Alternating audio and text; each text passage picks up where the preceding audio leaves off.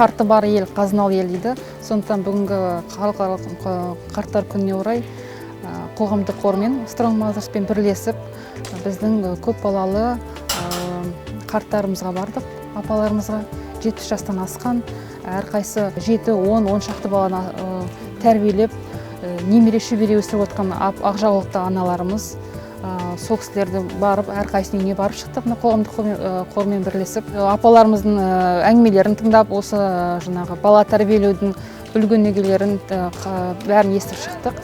Бүгінгі шара бұл тек бүгін ғана өтіп жатқан мәселе емес, әрдайым біз қарттарымызға, көп балаларымызға үлкен көңіл бөлеміз. Бүгінгі қарттар күні мерекесіне орай біздің Strong Mothers НС Астананың мықты аналары қоғамдық қоры осы қарияларға көмек көрсетуді шештік. Өйткені үлкенге құрмет, кішіге ізет дейді.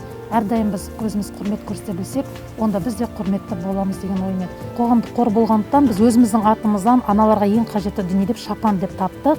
Сол шапанды алып келіп, сол шапан кигізіп жатырмыз. 8 балам бар, 5 қыз, 3 ұл, 4-еуі зейнетте қазір. Балаларым жақсы бәрі. Осылай мені қастерлеп келгендеріне көп-көп рахмет айтам оларға.